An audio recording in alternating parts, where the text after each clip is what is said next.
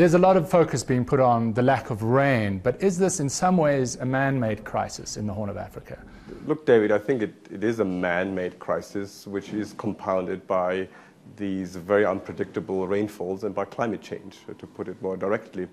It is man-made because if you didn't have the situation that you have in Somalia, the consequences would be less dramatic and the delivery of aid and of support could happen more directly. Let me make a second point, which is more the silent crisis that is happening and building up, which is the crisis on food prices, which does affect a much bigger share of the population, not as dramatically, but seriously enough. Why is it a crisis for people in this region?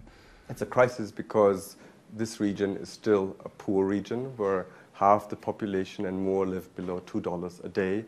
So you mean like people could be spending on education and investment and they're spending it on food?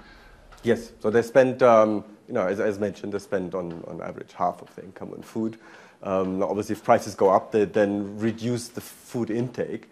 But just to give you the key number for Kenya, the Kenyans consume mainly maize, or poor Kenyans. So on average, every Kenyan consumes 1 bag of maize per year. 1 bag is 90 kilos, so it's roughly 300 grams a day.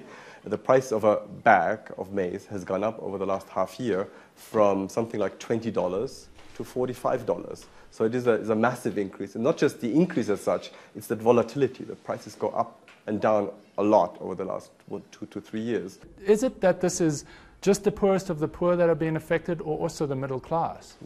No, I think it's all affected, because middle class, I think, in such a country like Kenya is defined as having an income of $2 to $10 a day, which is still poor by our standards. And so it does affect everybody except a very small share of food producers. But it's a very small number. It's basically 1,000 farmers who are benefiting from a relatively inefficient system where prices are kept at a high level and to the detriment of the mass of the population. Basically, it's a system of redistribution from the poor to the rich. When you mean a distribution from the poor to the rich, what exactly do you mean by that? Yeah. No, I mean that the poor pay high prices. They do actually in Kenya, and that's the tragedy. They pay higher than the high international prices. So when the international price goes up, in Kenya, in the last 3 years, in 2009 and this year, it went up even higher.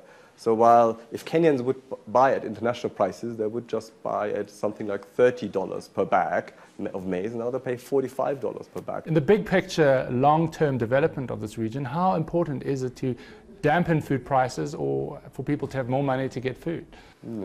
Yeah, no, two things, David. One, first, just to also come back to your earlier point on the reason for high food prices. Globally, it has a lot to do with the emergence of China and India and their change of dietary patterns. So there is more need. People in Asia eat more meat, and that's more agriculture intensive. That drives up prices. And the second is that biofuels, thought to be, the magic solution to some climate issues, actually have had a negative impact on food prices.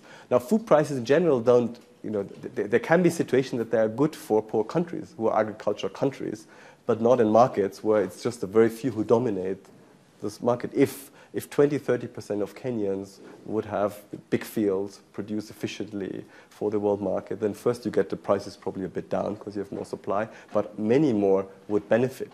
But ultimately, if you just look at Kenya's economic structure and basic development transitions, people move to cities, they'll have other jobs than agriculture, they have more industrial jobs, more service jobs. Kenya is doing exceptionally well in some of those segments. And then they earn more money because they have scale economies. You can sell your products to many more customers, and you can employ more people. And then you have more money to go and buy food, even if it's at higher prices. So ultimately, you need to get to a situation that people in Kenya and Africa don't use half of their income for food. But they have a smaller share, so that then, like in richer countries, where people are complaining about high food prices, but they're just complaining, they're not suffering.